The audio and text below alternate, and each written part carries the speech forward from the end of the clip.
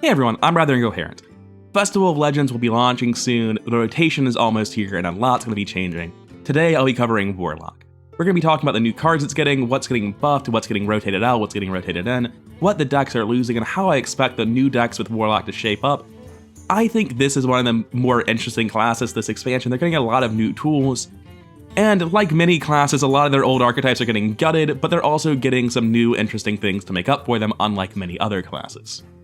First, I want to talk about Symphony of Sins, because I view this as one of the most overrated cards by the community, because I personally don't like Symphony of Sins. It is a very strong value card. It's a 6-mana discover and play a movement, shuffle the other 6 into your deck. There are 7 movements named after the 7 deadly sins, the most famous of which is the deadly sin of Desire, as everyone knows. And while all of these cards are really good cards, like you would put them in decks, 3 mana lifesteal deals 6 damage to the enemy hero.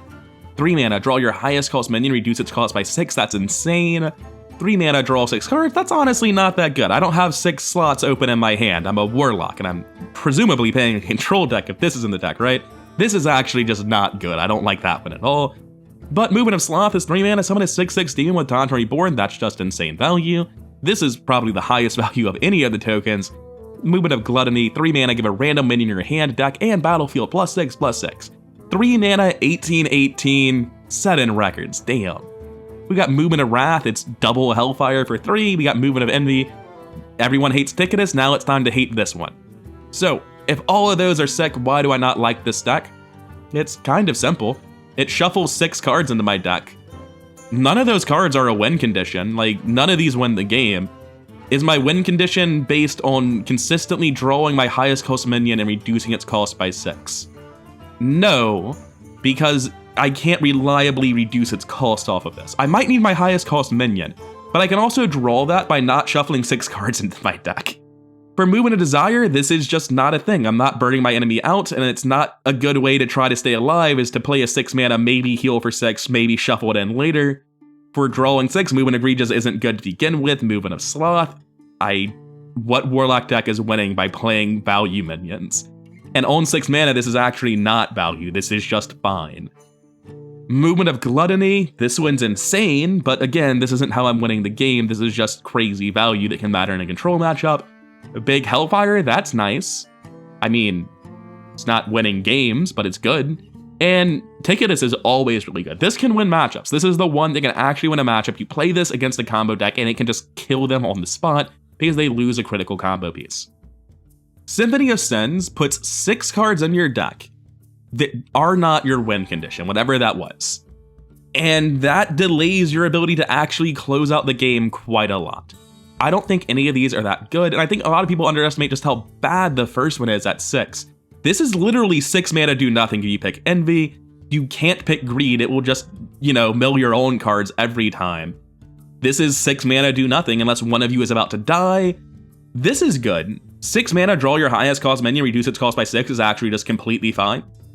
Movement of Wrath is okay if the board required it, but if you need 6 damage AoE, you can't be playing 6 mana and hoping you hit the 3 out of 7 for this. Movement of Gluttony is really, really good at 6 mana, but again, not a win condition, and this one's just, at 6 mana, I would not run this.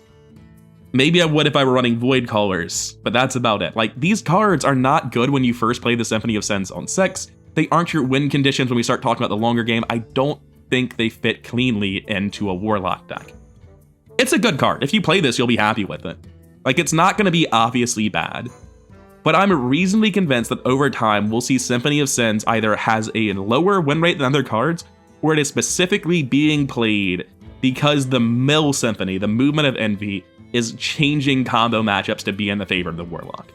And since this is very unlikely to trigger quickly at all, I think combo decks will get in under the Movement of Envy, and it won't have any effect. I think Symphony of Sins is actually just a value trap that will destroy arena runs. It's a really good value. But value is not how Hearthstone games have been decided for a long time.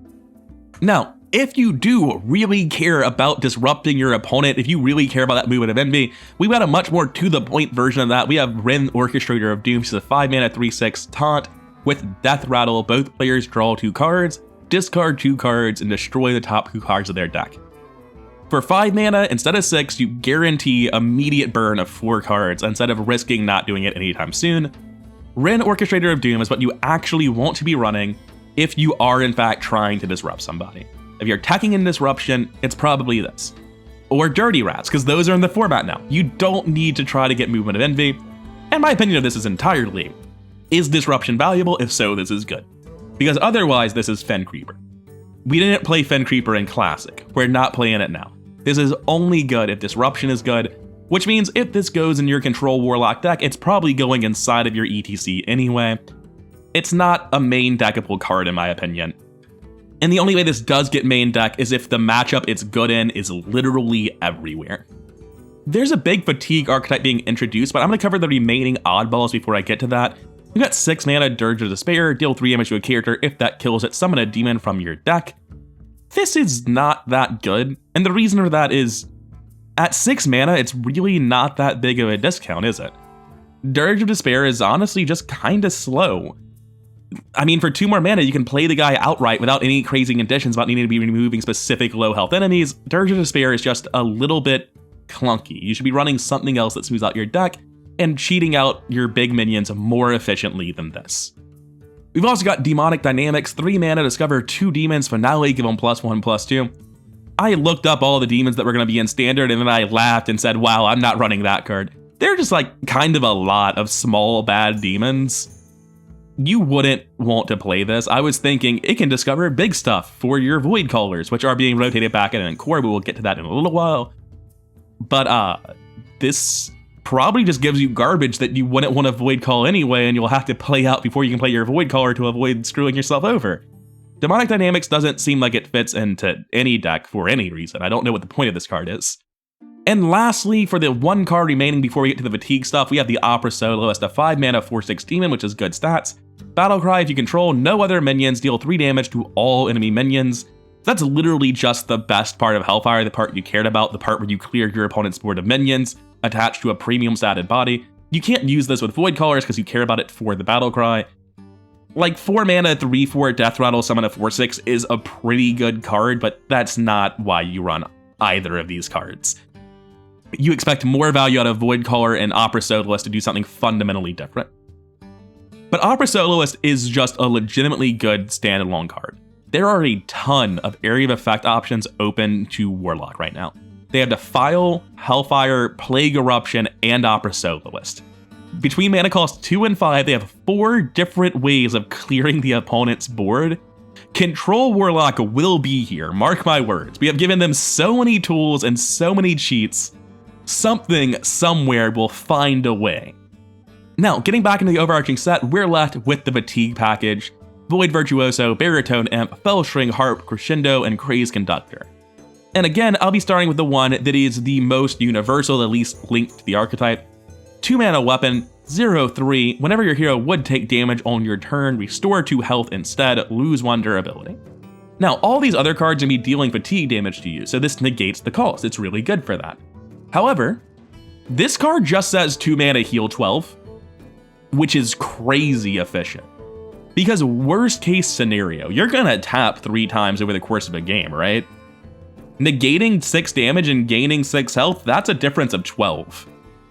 Fellstring Harp is just an incredibly efficient healing tool. Now, if you're playing the Fatigue deck, you might just need the healing straight up, but any deck that needs healing in Warlock probably just runs this because it is so efficient. This is a very good heal card, it's just a matter of whether or not your deck needs that. And we'll transition from that to the next way that we negate all the fatigue problems. Our 1 mana 1/3 demon, Void Virtuoso. During your turn, your hero is immune. That's one way to dodge cards that hurt you during your turn. Just don't let them. It's fine, there's cute stuff you can do with this in Jailer where it turns off the fatigue damage. Realistically though, if you're doing stuff like that, you want to go for Malagos, and if Malagos gets cleared, then you should be taking pictures of Malagos so that you had a second one. I do not think Void Virtuoso has anything to do with the Jailer locks that might be showing up later in this video. I think it's just, you know, a good 1-drop that helps synergize with the stuff that comes after it. Namely, Baritone Imp, 2 mana 2/2, but actually 2 mana 3/3 because Battlecry, take fatigue damage, gain that much attack and health. Also, a lot of imps are rotating, so this being an imp is kind of nice. It's just a 2 mana 3/3 at worst. There are definitely gonna be some gross games where you miss a 1-drop and your opponent coins imp into imp, and you're going into turn 3 and you like missed one hero power, they've got 7/7 on the board, and you're like, well, shit. I guess that happens. I guess Curbstone just keeps happening and it's never gonna stop. But aside from Baritone Imp just like occasionally snowballing an immediate board, which, you know, any good 2-drop can instantly end a game if your opponent misses their curve, I think that Baritone Imp is just fine. It definitely has a distinct impact on this archetype though. It pushes the fatigue stuff towards a tempo deck. Control Warlock does not care about a 2-mana 3/3. We're clearing boards for 2 mana with Defile. We don't care about a 3/3 at all. Next, I'm going to cover the other minion, and this is a very strong card. It's Crazed Conductor. It is a 5-mana 4/5 Battlecry, take fatigue damage, summon that many 3/3 imps. So at worst, 4/5 that summons a 3/3. That's just good stats on the first fatigue. Presuming that you've hit another fatigue somewhere, summon 2 3/3s is really efficient. And if you've been doing clever stuff that's caused you to take even more fatigue than that, like theoretically in the late game, once stupid things are happening, this can just fill your board with imps.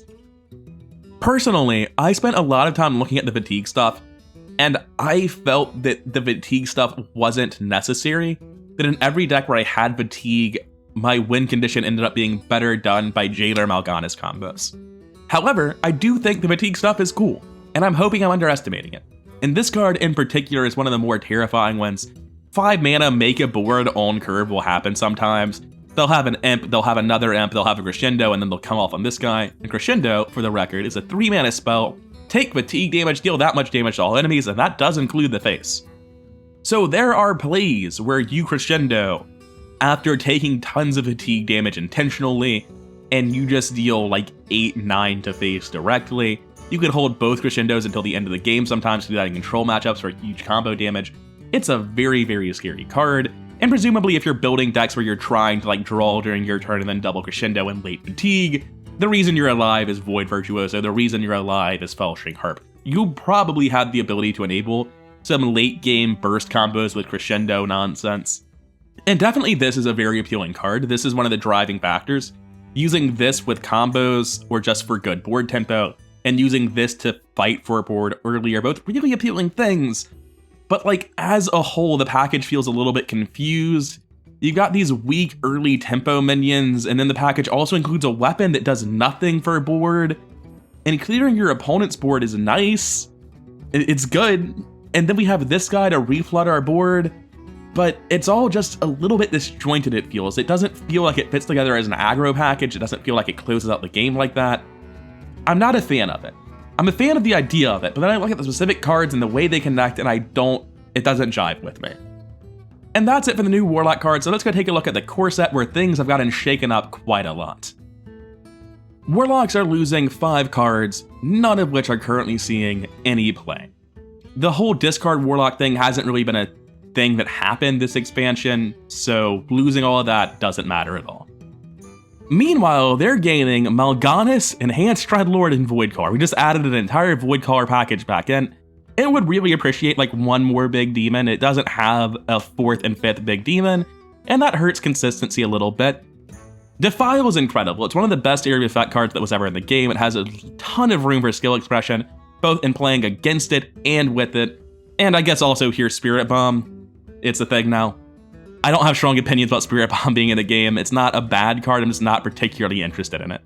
The rest of this, though, is incredibly interesting. It's a huge shakeup to what Warlock can do. And in terms of buffs, there's only been one, but it is a good buff indeed. Hellfire is down to 3 mana. Now, this is the part of the video where we come over to Vicious Syndicate and check out the current meta decks for Warlocks and see how they're going to change. And it's a rough ride for current Warlock decks because Impossible Imp Warlock. And we're going to talk about Curse Imp Warlock, and every Imp deck that's in the meta right now, they got one new Imp. It's a 2-drop for 1 Imp. They're losing Wicked Shipment and Imp Swarm. They lose the main way that they generate large numbers of Imps quickly. You can still run an Imp deck, but with this stuff cut, the quality of Imp cards goes down tremendously. Your ability to flood a board and buff it with Shady Bartender goes down drastically. Your ability to infuse cards like Murlocula goes in the dumpster, same with Mischievous Imp. The ability to get big Vile libraries off immediately is down. It's just a bad time for Imp decks, and honestly, I think it's so bad that Imp decks aren't even a thing anymore. I would be surprised to see Imp making any sort of showing with all of these Swarm cards getting cut.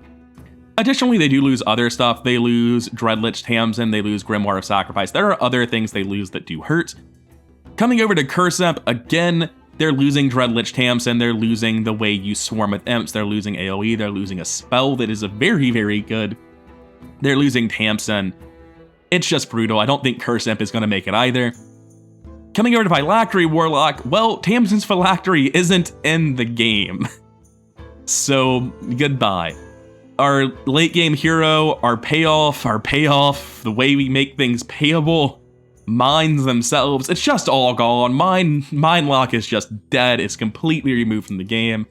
Which leaves us with Chad Warlock. All we have left is the Undead Warlock. Goldshire Knoll is out. Entitled Customer is out. The hero is out. Touch of Nathrezim is out.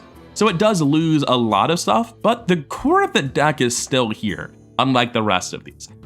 Now, Undead Warlock's also probably the memeiest deck of the four, but it also does get a lot of new support. They buffed Hellfire, they gave it Defile. It's not just bad, it does have some hope for it. Now, in terms of how I would like to adjust the new Undead deck, the answer is Maximum Greed. There's always been a consistency issue with Demon decks and a consistency issue with Undead decks. So what if I just made a Deathrattle mana cheat deck with as many control cards as I could and prayed? On first glance, this seems very dumb.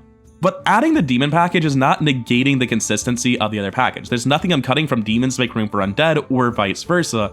I'm just running both of the late game cheat packages. And technically I run Mal'Ganis and Jailer and I can lock a game like that. But voidcaller's in the deck, so realistically Mal'Ganis is here for tempo. I'm not expecting to use Mal'Ganis plus Jailer to win games. I just have him here to maintain the possibility of that happening.